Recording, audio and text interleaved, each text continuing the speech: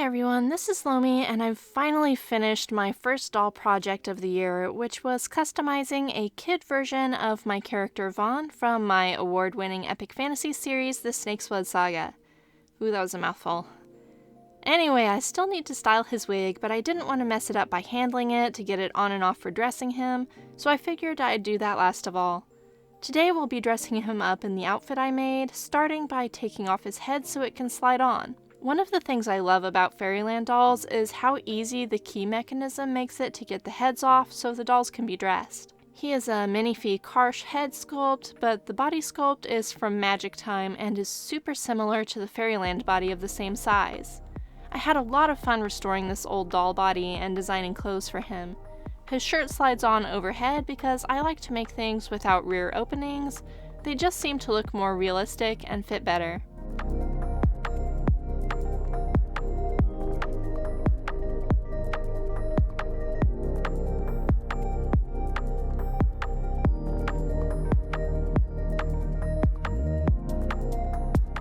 I add a white ribbon to the lace loops at the collar, and I'm really happy with how this shirt turned out.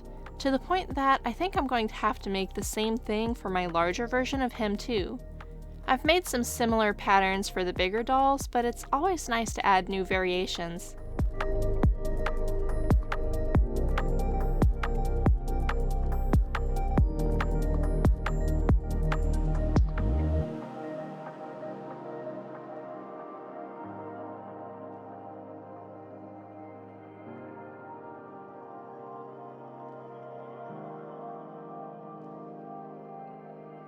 The pants were really fun to make and design too. In the past, I've tended to avoid elastic waist pants on my dolls, and I really don't know why, because they're so easy to sew and they always fit well, so it's something I may rely on more in some outfits. It also means they'll fit a variety of dolls instead of just one, which makes it more versatile of a piece to have in my collection. The socks I'm using are something I bought at a doll show rather than something I made, and these are really just here so that his shoes won't stain his feet. Since he's a dyed doll, I worry about staining a little more than my undyed dolls because cleaning off stains could also remove the dye, and that won't look good either. These socks are actually a little small, but they work well enough for what I need. I also pull them up over his pants because it'll help them stay tucked into his boots a little better. The boots are really stiff since they're brand new, and the pant legs are a little bulky, but fortunately everything fits.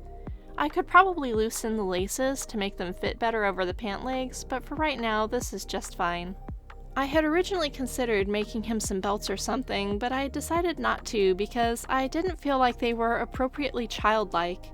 If he's a kid, he's not going to want any extra belts or things that could get hung up on stuff when he's running around and having adventures.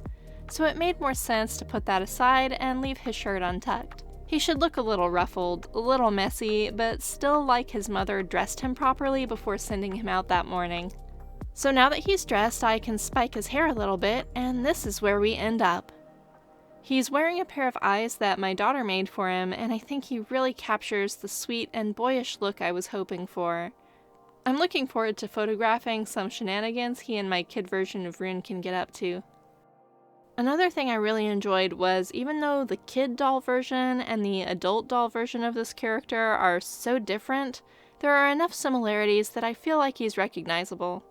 The adult grew into his ears, it seems, but there's a definite similarity in profile that I absolutely love, and that's what led me to pick this head sculpt for this project to begin with.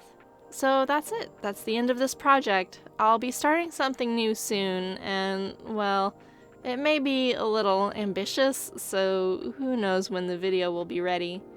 And that's all for today, though. Thanks for watching. Bye.